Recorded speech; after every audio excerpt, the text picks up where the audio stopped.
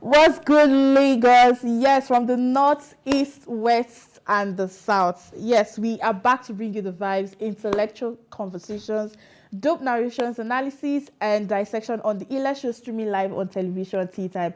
And of course, my name is Uyime Elijah. You know, I never do this alone. With me, I have two amazing individuals that will be joining me. That is right here, not will be. That is right here with me in the studio. And of course, today is Woman Crush Wednesday. And today we have an amazing personality that will be joining us much later during the show. And permit me to, introduce the men that are here in the studio today. I hope they will not beat me, but good morning. It's the way people. Why you dey swallow spit if you want to introduce person? Sorry. Why you dey wetin be talk person name finish. Abdulsalam, good morning. Yes, Good morning, Ade. How you guys doing? Well, they say Why you no laughing dey now? 0.5%. Don't worry, we'll get to that because everybody, you know that kind of laughter whereby you're just smiling, boss. that laughter is not how will I put it? It's not laughter. It's not laughter at all. But it's there. So we'll all be fine. We are Nigerians now. We always get through, irrespective of anything our government slam us, we'll get through everything. Sure, I'm not doing it now. We are Nigerians, so we'll be fine. Last. It will not kill us. We'll be fine. Yeah. But anyways, we'll talk about that story when we get to that point. But for now, let's go look at some videos that caught our attention and we'll be right back. And remember, you can join in the conversation by calling in on 0909-8408-8408 or, send us a message on our social media platform. So like I said, we have some videos that caught our attention. So let's just go look at this very first one and we'll be right back. Pelo amor de Deus, bicho. Eu pisei no pé do louco. Pelo amor de Deus, bicho. Eu pisei no pé do louco. Pelo amor de Deus, bicho. Eu pisei no pé do louco. The guy forgot that he was on Like seriously. Yeah, God. Where did you find all these videos, man? It's trending now. You go on, all these Instagram reels. You Now see this it. story you call like nobody won't die, but they won't go. They won't go heaven, bro. Like you get you're on TV, man. Why are you afraid of like, the car? seriously? That's actually that's on I screen. think his mind was not. Yeah. Maybe where you're it's just like me sitting down here, right? Yeah. Maybe my mind is somewhere. I don't think he was. No, I don't really think it's focusing. about his mind. I actually feel maybe it's due to the normal human reflexes of wanting to Exactly. avoid danger. Yeah. Because our brain actually, trigger, when something in the situation whereby something wants to happen. There's, I think I forgot the name. There's something that actually triggers our brain, like to cut our attention. Like this is it, I guess, just for us to be aware of the current situation that wants to happen. I mean, that's it's not like it's phobia, you get, but I just feel like it's nature. No? It's just natural instinct. Exactly. It's just like if I should eat a sound like bam, everybody like yeah, you get. So that's just it. Well, okay. Let's look at the second video for today.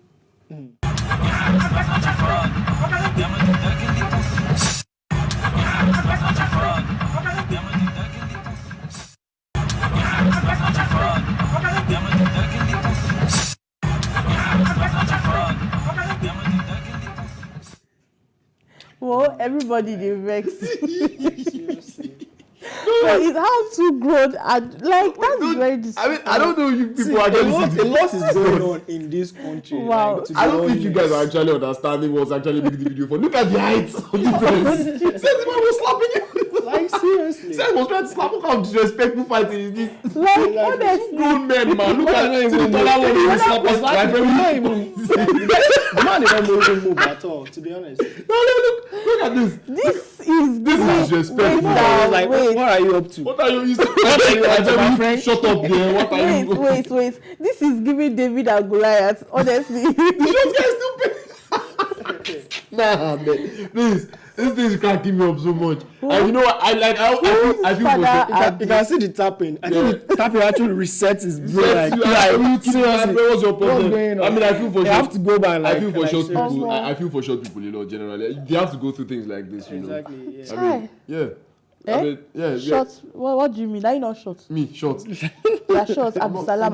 I'm not short. I'm of average height, which means I'm not short. I'm I'm 5'11" for a guy. That's not too tall and that's not too short. I'm much taller than the average now. A lot of people. It's for me to see someone that will look down on me, it go take. So you are taller than me. Of course I'm taller than you. I'm not just short. That's the thing. I mean, we have a lot of people here in the office that are short. Like who? Should I start mentioning names?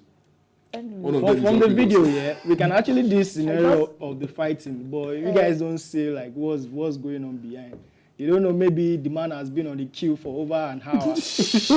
No, to be honest, now to be serious, you don't know. You get.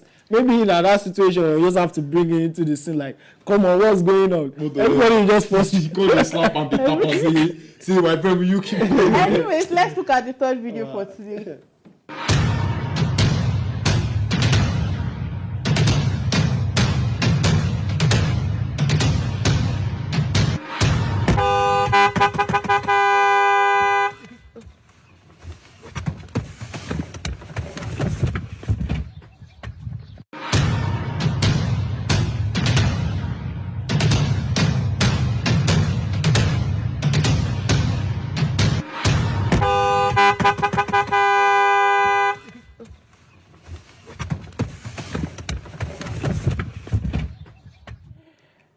Honestly, this actually happened in real life. No, this is Lagos. So this is Lagos. Actually happened in real life. Like, what is it that Lagos drivers we are not patient? I won't condemn the guy in the video because that is me. Wow. Me that is, I am that I am. That is who I am. So like you're always like looking at the traffic lights. Once it's green, get out of my way. Where are you running to? No, why is you rather than asking the question, why am I running to? You should be asking the question, why are you still in front of me? Yeah, because the traffic light is green already. My friend, move. Don't stay in my front. Don't stay in front of me. You should come and fly now. A lot of people have places to be fast, so don't stay in front of me. Traffic light is green already, my friend. Move. You have accelerator. Don't stay in my front. Life is fast. Don't delay us. Maybe that's how I've not gotten my driver's license yet. You don't have the. But in some instances, some people are actually fond of that. Like they just want to press the horn, like seriously, just to frustrate. Like as if even though when it is red, some people still be pressing. It. Like, don't you know the feel of using that? Are you kidding me? Like seriously, it's a sweet feeling when you are at the back and you press that horn and the person in front is like, it's a very sweet feeling when you press it and you can see through your own windscreen that the person in front is jumping at the sound of the horn. It always gives me that joy when I see it. Wow. Anyways, let's look at the last video for today. You'll be fine.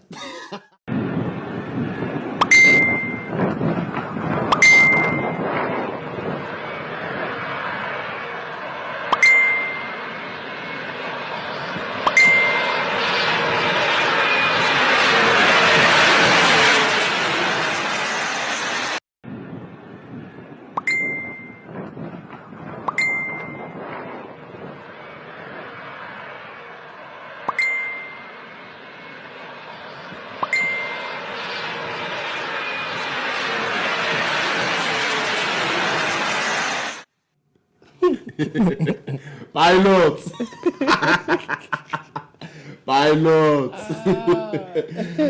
Abasi receipt here. Abasi problem with Japan. No time. Respect. Exactly. Yeah. You have to give woman the privilege. Well, what is respect? Don't even respect. The man sorted out the solution in a very normal way. No stress, no fight. Last, you will still come back. Privilege now. Like, sure, you will not come back. Yes or yes? Exactly. Before you actually come back. Exactly. Die down and relax. Last, and the wife says, "Why did you land? Oh, turbulence, oh, maintenance. So I forgot to drop off a passenger at the last country." Very simple. Wow. Thank God people are saying all these things on air and the people are watching. At least they know. So this is what aside from maybe I won't cheat on you. Aside from this situation, there are so many ways men can actually avoid problem in the house. All you just have to do is just excuse. It's very simple. Excuse yourself. Look at the guy. Who is Cynthia? I don't even talk. Yeah, Baba just excuse yourself. No time now. I pity the women in your life. Me? You don't know, maybe a scenario actually happened. My life I enjoy. Maybe people will be fine. The man in my life will enjoy. And the ones that are in my life I enjoy. So me, I don't classify with the pilots. Me, I don't even need to stress too much. You don't just know anything. But you still enjoy. Seriously, Very simple. No stress. I swear. Who am I? Anyways, let's look at the last video for today. Which would you choose? A, to get $1 million and have dinner with all of your exes at the table, or B, get $1 but meet your true love tomorrow? Let me know in the comments and don't forget to follow. So $1 million. Oga, owó ni kókó Big gan. money. $1 million. Big money. What is true love? Like $1 and true love. What is that? How is that one helping? How's that one helping? She be me and my exes, we know each other before. She be just to sit down and chop. And I'll collect $1 million after. Bring calm. I will tell all of them sorry for the table safe. In extra, you add bonus money for me. So you rather spend $1 million on all your exes? No, it's not to spend. She asked the question. Would you rather have $1 million and have dinner with all your exes, or $1 and find true love? Bro. You just go for the money, man. The true love can be found even without Exactly. giving. I will find seriously. the true love. Give me the money. I will sit down with all my exes and we'll have fun together. I've even given our tips. Exactly. Now so now. Yeah. Out of that money, so if you dash them maybe some certain amount of money, maybe 10. One of them will come back and beg that he wants to be with you again. You see now. It's not hard. People are making this thing too Why hard. making is hard? Like making it too seriously, yeah. There's simplicity in everything in this life. If you don't hear woman, you go hear money. You get woman. They're all about money. You get. You need to. I don't know. Maybe that's the way God actually created them. But if you think about woman now, you think about money as well. But you won't talk to her like. Obviously, you have to have money now. Now we are talking. I beg, no time. Anyways, let's go right into the story for today. And this one is on, the new directive by the CBN. So Nigerians have taken to social media to react to the new CBN directive to banks to start charging 0.5% on cybersecurity levy on transactions. Now, the Apex Bank said the deduction will be put together and paid into the cybersecurity fund held by the CBN in a circular dated May 6th and sent to all commercial merchants, non-interest and payment services banks, as well as mobile money operators and payment service providers. The deductions will take effect in 2 weeks. Nigerians have started, reacting to this new development, with many expressing their disappointments with the new directive. So this particular this particular directive has made X, most especially, because I went on X to go and see people's reaction, and guess what? It's a lot. I'm not going to lie. It's a lot. No, this is unfair, to be honest. Like with let the whole people breathe. the whole scenario that is going on in this country, like CBN have to bring this. I heard fuel is like fuel is 1,200. In some filling stations. and filling some station, states. But I think it's still the normal price in Lagos, but like in some other states, in the north especially, it's going to like 1,000, 1,200 per liter. Exactly. But leaving the fuel aside, let's go to this. Now, I did some small mathematics on my own, because anytime the government comes with their new policies involving anything financial or money, I like to take jotter and pen and calculator and calculate, so that I'll know that, okay, in case of anything, this is what I'm going to do. You understand? Yeah. So when I took 0.5%, that was basically like 0.5 over 100. For those of us who know basic arithmetic at home, if you are doing a transfer of, let's say, 10,000 naira, you're paying a 15 naira charge. Yeah. And at first, you might look at it like, actually, it's 10. That means if it's 5,000 naira you are doing, you are paying a 25 naira charge, going on and on and on. But when you start doing like the bigger transactions, that's when you know that something is coming out. If you pay 10,000, it's 50. If you pay 100,000, it's 500. If you pay $1 million, if you're doing a transfer of $1 million, you are paying 5,000. Like that. Plus the additional charges of a transfer that you are doing again. Exactly. Plus SMS alert. Plus all those other. So in short, just know that your money is just even currently we're still facing that, like in terms of all those peanut money, like they used to deduct from our accounts. Yes, now. Like, is it not yesterday or day before yesterday? I still deduct like 300 or something. If you calculate that times the millions of people, you know how much they're gonna get. That's a lot of money. 50 naira for 10,000 naira transfers that I'm just saying. $1 million. That's for one person. Imagine that for like how many people? How many let's say people? like a million. $1 million. Yeah.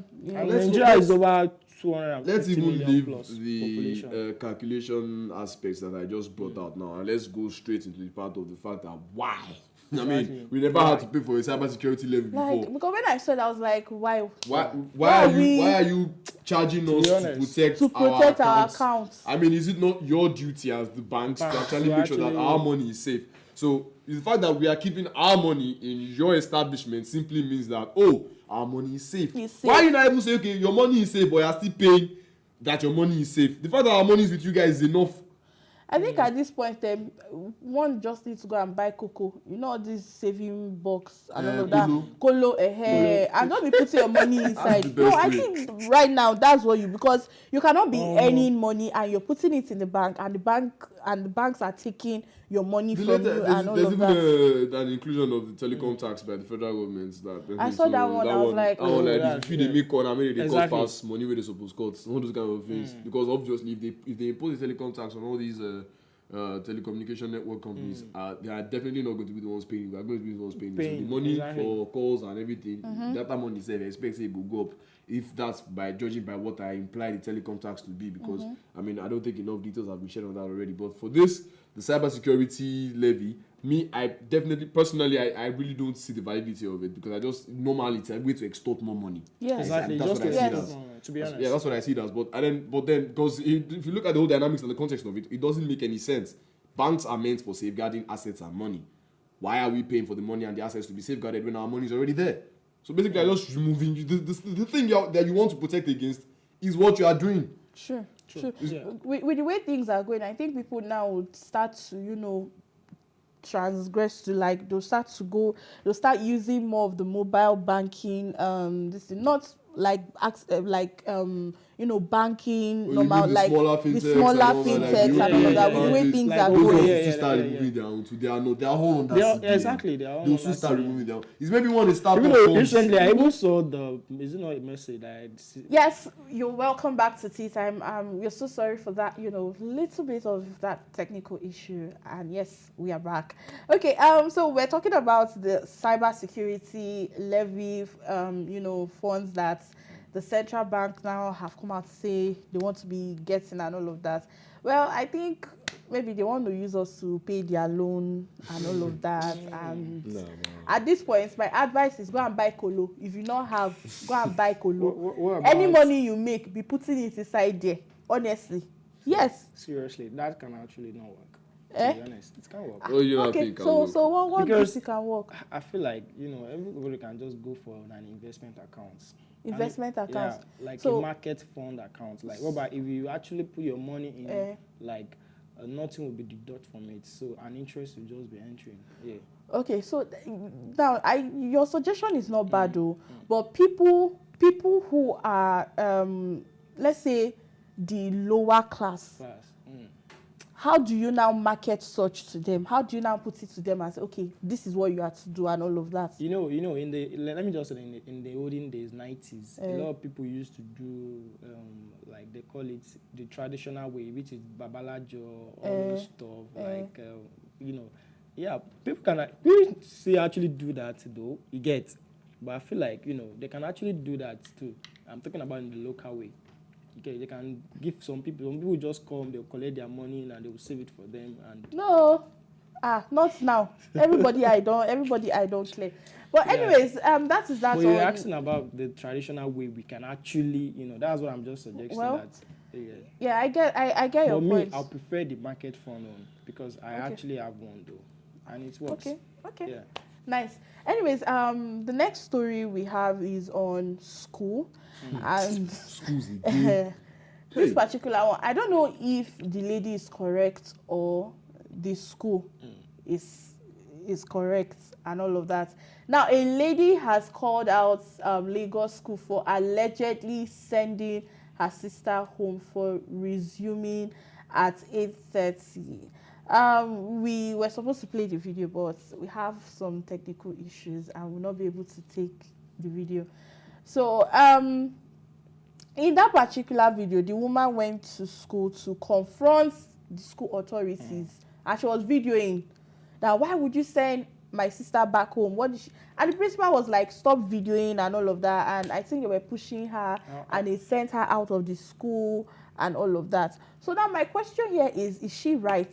or is she Is the wrong? school? I'm going to ask one question. Is the school a public school or a private It's school? a private school. It's a private Obviously. school. Wow, that's totally wrong. Who is wrong? Who is wrong? No. Is the school is wrong now? How is the school wrong? To be honest, like, how can you send a child to school and because they're actually late for 30 minutes and you actually send her back home? That's totally wrong.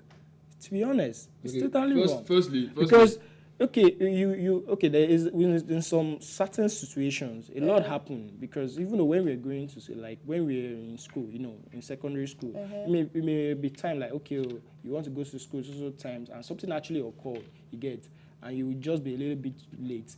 But I've not seen a scenario whereby they will send someone back home. What they can do is they can actually discipline you. Yeah, go and clean this, go and do this, you get.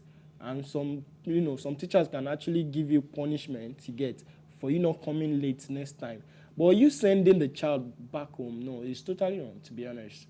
It shouldn't be. Like, I personally want to ask some question that if you have any prior knowledge of, you could kindly provide for me before I can judge on this matter.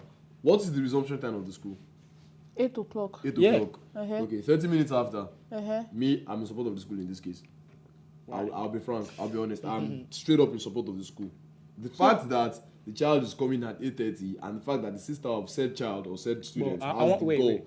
No, hold on. Wait. I don't understand. Hold on. Are you saying the school is right for chasing the girl back home? Yeah, now the chasing aspect is maybe in the manner in which they chased the child back home was quite embarrassing and overly exaggerated. But I want to ask you one question, yeah? Okay. Okay, the one question I want to ask you is when you were in school, secondary school, have you been sent home for late coming? Yes. Yes, now I've been sent home for late coming. Literally, my school, they didn't make it an embarrassing affair and be like, get out, go, where are you coming late? Let's come out. They also kindly told my mom, because she was the one that dropped me that day. I'm sorry, but if he continues coming by this time, we're not going to be able to go, allow him to stay at our school. What And time? I told him, I got to school by 9.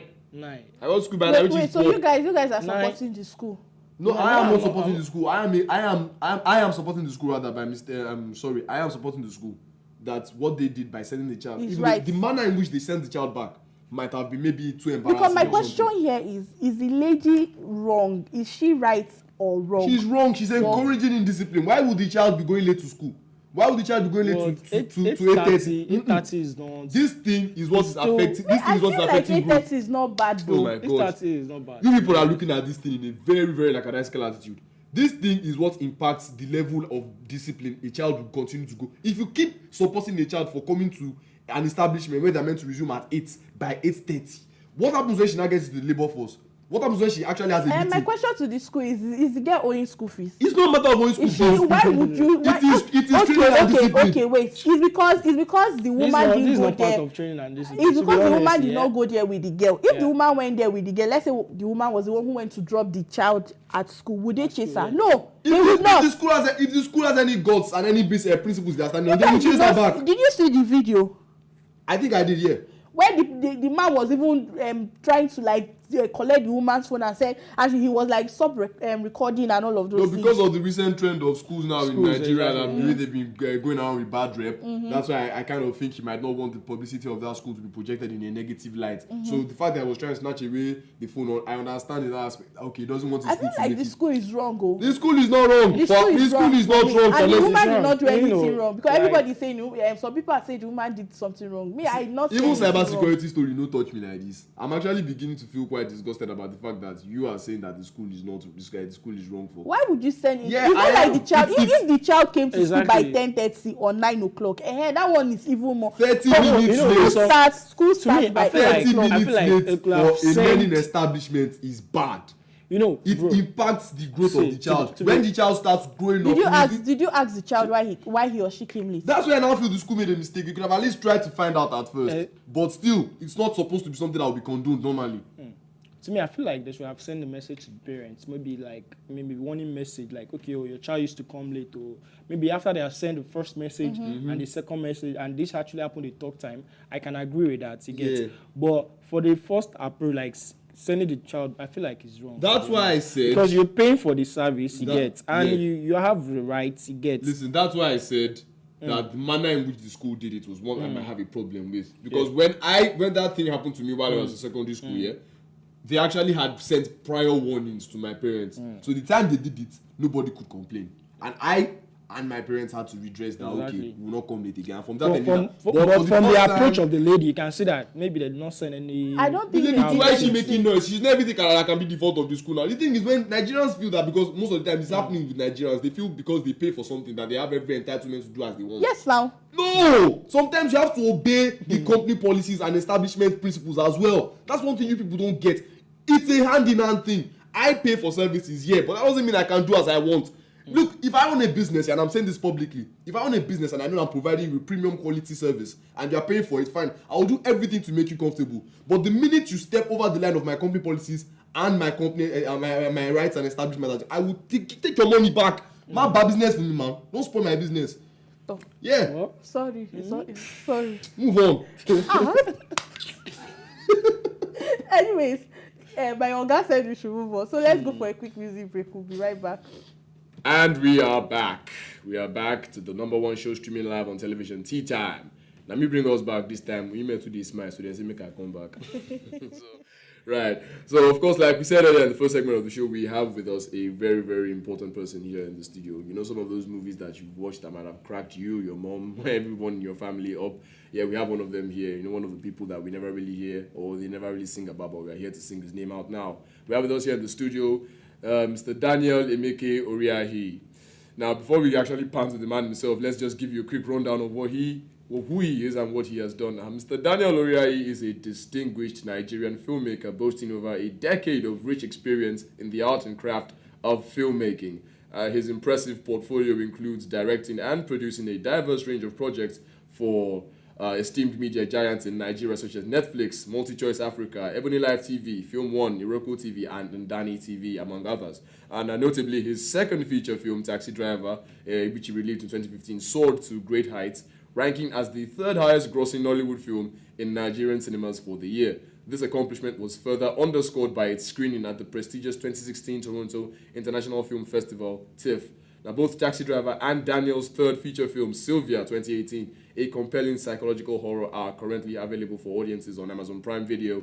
Daniel's fourth feature film, The Weekend, also a psychological horror, will have its world premiere at Tribeca Festival in June 2020. Oh my God, wow, 2024, promising a compelling addition to Daniel's already illustrious filmography. From 2021 to 2023, Daniel served as the head of the Department for Directors Toolkit for Film and TV at the esteemed Ebony Life Creative Academy in Lagos State, Nigeria. His contribution to nurturing the next generation of filmmakers is a testament to his dedication to the growth and development of the Nigerian film industry. Now, let's pan to the man himself, Mr. You have to really give him a round of applause. Thank you. Very much. This is one of the people that, you know, are the brains behind the stuff we see Yes. on all our streaming services and our TV shows, and then we are like, we see the actors, of course, kudos to them, definitely, Yeah. but then without you, we can never really get what the actors could have worked on, definitely. So, once again, we're really grateful for you being here with us on the show. Thank you very much. First of all, we just really want to know, before we get into the nitty-gritty of the weekend and everything, because really we want to know more about that. The audience wants to know more about that. We want to first know what inspired the mastermind that is Mr. Daniel Oriahi. I use that word very, very. Thank you so much. Yeah, I'm very honored to be here. I'm very grateful for this opportunity to talk about my film and myself and all that. And to your question, I grew up in a village. I grew up in a small village. My mom in Edo State. Television became a very big part of my upbringing. Fortunately, my dad worked in Europe at the time, so he brought a lot of VHS tapes of movies. Unfortunately, while I was in the village, we worked. My dad, when he returned, he worked with a German company, which was situated in a very weird village in Edo State. wow. Yeah, and so they had like a staff quarters for their senior staff and all that. My dad, being a senior staff, was there as well. And because they had nationals from around the world, they had to have satellite channels for all these nationals. So we had stations from Europe, Asia, South America, and all that stuff. So you had this wide array of content that you are being, exposed to, even the ones you couldn't hear what they were saying. And I remember vividly at the age of 13, that was when I made the decision I wanted to become a filmmaker. Because Steven Spielberg was the guy for me at the time. There was one of the channels that did a special on Spielberg, and they showed all his films from his first film, The Duel, to at the time Schindler's List. And I just felt like when I was watching this variation of movies, because he did everything from science fiction to, just did a wide range of films. And I just remember the feeling I got watching them emotionally and all that. And I said, I really like this feeling, and I really like to give it to people. But before then, I was really art inclined. So if I watched any movie, I would draw a comic of it during the holidays. Really? Yeah, so I'll go to my dad's office, I'll get a bunch of A4 paper. Like, that was my holiday because we never went for vacation. I grew up in the village, you know what I mean? So that was my extracurricular activity during the holidays, to draw a comic of a film that really resonated with me. And it's not like my dad just let me watch television all the time. You had to sneak in to watch TV, and I had tapes. I used to record films because we had satellite then. And yeah, but all that really influenced me to want to make film. But stereotypical society, you have to do something, like study something. And I really struggled. Academically, I really struggled. But I studied economics regardless. And when I was in my third year, I had a bit of an encounter that really changed my mindset. And I just realized that if I didn't follow my dreams, then what's the point of living? So I made a conscious decision in 2005 that I was going to become a filmmaker. So when I finished my university in 2006, my mom is a professor. And she asked me, it's very vivid. I came back with my result, I made it and all that. And she said, so what are you going to do now? I said, I want to do film. I want to go to a film school. And I had a friend who told me about a film school in Jos, National Film Institute, because film schools were really expensive, But he said, there's this school in Jos and all that. So I said, I want to do a certificate course. I went there. I did a 4-week course. I met the school. I met students there. I was very moved, and it's just, I lived, like I said, I grew up in Edo State. I'd never traveled beyond a certain geographical space. And I was going to Jos. I saw this very large expanse of land, beautiful scenery. The weather is different, and you have like minds. So all of them wanted to do film, So I spent another 2 years there. Then I finished in 2010. Fortunately, my short film at the time, it won an award. And that got me an opportunity to come to Lagos, and I did a series of short films. But in my career, I've always wanted to detach myself from, just going over and over and over and over. So when I got into Lagos in 2010, I took a break. I left Lagos for 2 years. I went to Kogi State. I walked, Then I knew I was ready. Then I came back in 2012. I made my first film in 2013. That brought about Taxi Driver, Sylvia. Then there was kind of a dry spell. I was just doing mundane, regular stuff. Then I took a break again, and I went into teaching, and that just revitalized me again. Then the weekend came, and I said, okay, let me express myself through that again. That's really inspiring, sir. Thank you. So speaking of the weekend, Yeah. we know that it's the first independent Nigerian film to premiere at the prestigious Tribeca Film Festival. Yeah. So, sir, can you talk about the significance of this achievement for Nollywood and the challenges faced by Nigerian filmmakers in gaining international recognition? So I'll talk about what it means for me, first and foremost. So when I decided to become a filmmaker back when I was 1996, right, I didn't know about Nollywood per se. We knew about Nollywood, it had, people were making this direct-to-home video kind of films, but that was not what I wanted to do. I wanted to make something, because you watch these foreign films and you're like, okay, this guy made this film in Australia, but I can connect with it. You know what I mean? So for me, it was always, I want to make a film that can connect 100%. And I wanted black skin. You know what I mean? Yeah. I didn't want it to be boxed into that, oh, it's black, it's Nollywood, it's exotic. It's not internationally, universally inclined. So it's always been a lifelong passion and goal for me to make a film, regardless of my immediate space, a film that can speak beyond that space. Because I watched films like that. So for me, that has always been a goal. But when you're in the industry, you start realizing some limitations. Limitations that those films cost a lot of money. And you need like minds to collaborate with for such stuff. And Nollywood is a unique, exotic setup, so you meet a lot of very unique, exotic people, and sometimes you can't really collaborate in that. They don't see that big picture. You know what I mean? It's about, let's make something for our immediate space. Let's laugh. Let's move on with our lives. But I always wanted to do something different, you know. So for me, and I was telling the publicist that you take stock every 10 years in whatever you want to do in your life, you know. And this is me, like, officially, because my first film was in 2013. This is me taking stock if I am in the right path or the right path. And I remember I even wrote like a 10-point goal in 2017, 10-year goal. And I said, where do you want to be? What do you want to do? What do you want to achieve? And I always wanted to make a film that would go into an international film festival. And not just an international film festival. I've had films like Taxi Driver Sylvia, they've gone to film festivals, you know, but most times they go to film festivals, even if they are unique like Toronto, but there's a spotlight on Nollywood. You know what I mean? It's not international. It's not an official selection. Yes, it's just Nollywood. And I've done that, and I'm like, when can I make a film that is beyond that Nollywood space?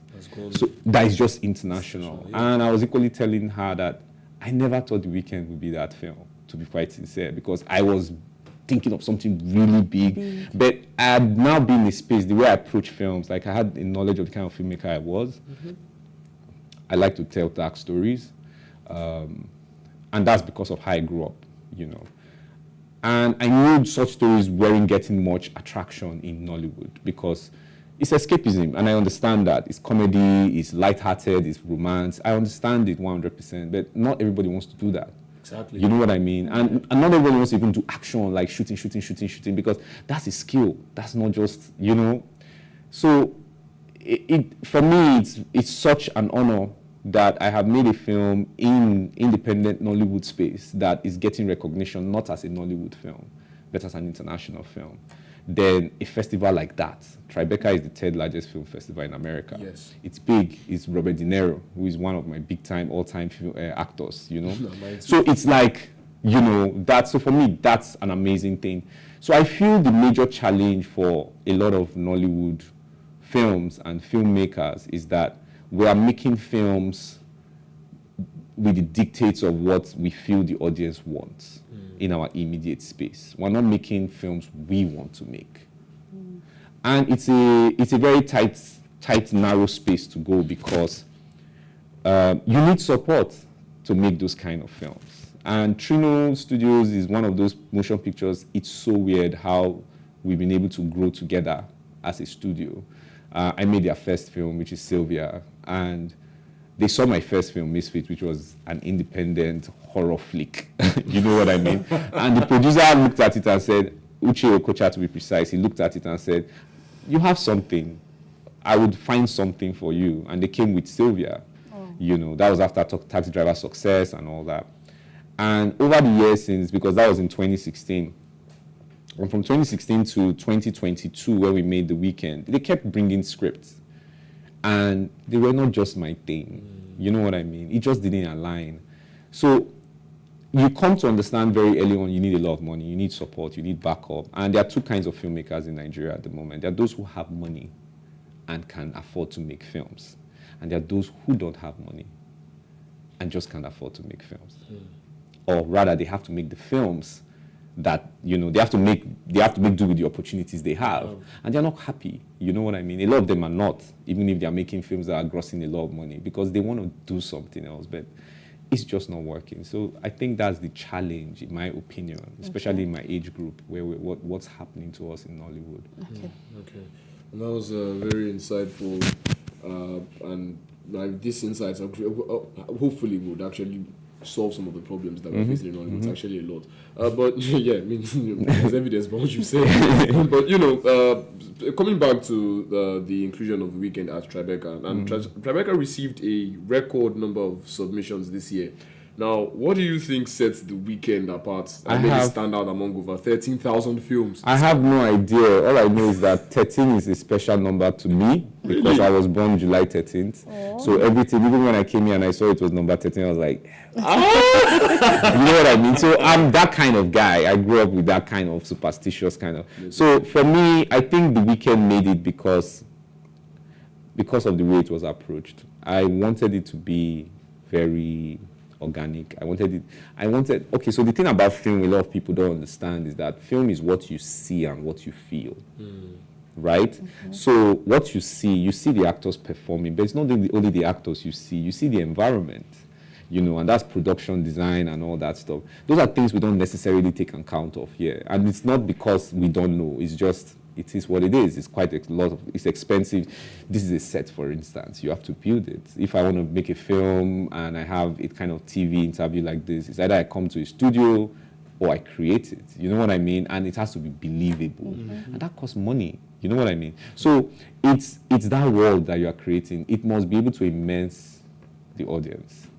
So I started having that knowledge of that. So I made The Weekend like a film you would watch and be immersed in that environment. So it's not just about performance. It's what are they wearing? What's the environment? How are they standing? How are they speaking? So all those elements, and that's film language generally. That's what, it's not just point and shoot. You have to feel something, it's the music you use and all that stuff. So I think what now enhanced the way I approached it is that I was now teaching film. Yeah, and I was in a very, very amazing place, which was Ebony Life Creative Academy. And all my colleagues were from either Europe, South Africa, Kenya. And that now really helped me to understand how film is a very collaborative art form, and you need all these elements to be entwined. And yeah, that's how I decided to approach it. And I think that's what stood out. Okay. Yeah, for me, I think that's what stood out. Okay, sir. So before we round up for today, I just want to ask you this very last question. So The Weekend is getting a lot of attention from Nollywood representation. So what message or themes did you hope to convey through the film? So the film is, just to give a small hint, it's about, in my opinion, it's about family dysfunctionality. Yeah, I think every family has some form of dysfunctionality. And for me, that now becomes trauma for kids, for people and all that. And I think that's a universal theme generally. You can look at it from a Nigerian perspective, you can look at it from, an individual small unit perspective, is that there's dysfunctionality, and it stems from our past, it stems from the trauma we carry, and the film in a way subtly speaks about that. Besides the fact that it's what it is on the exterior, I think that's something that people can reflect on when they are watching the film, and it's a universal theme. We talk about dysfunctionality all the time, we talk about trauma. And all that. Okay. Yeah. Thank you very much, sir. It's so nice to have you in the studio for today, sir. Thank you very much. I really appreciate it. So, sir, how can we reach you on all the social media platforms? So I'm really trying to catch up with social media business. So you can catch me at Daniel Oriahi. Okay. For Instagram, for Facebook. I am not on Twitter, unfortunately. I am not on Thread. I think I'm on Thread, but I deleted it because it's just so much social. But at the moment, I am so into Instagram. Like I even had a conversation this morning. I was like, you have to post more. You have to post more. But yeah, you can catch me up there. And I would like to have followers. Okay. There you have it, guys. So do well to follow up Mr. Daniel, and also The Weekend. You need to see the movie, okay? So guys, this is where we draw the curtains for today, and today marks my final day on this incredible show, and I want to thank you guys so much for sticking around and joining me through this amazing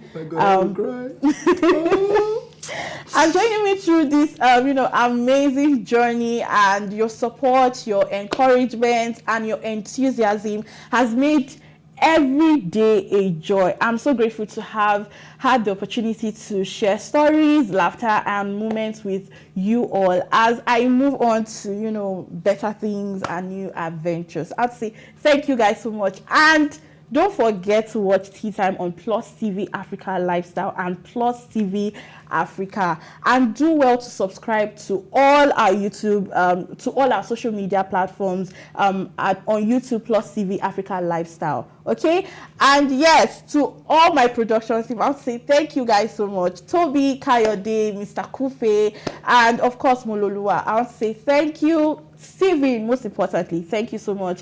And Shedrack, thank you. And of course to my co-anchors, Abdusalam. You don't leave me with these people. And Adi Dawiz. And to my wonderful guest, thank you very much, sir, for coming to join us today. Thank you. Okay, guys, so see you same time, same channel on... I'll have you over. Right. You guys are gonna see me next time, okay? Yeah. I'm with y'all now. I'm with you. Okay. Anyways, guys, bye for now.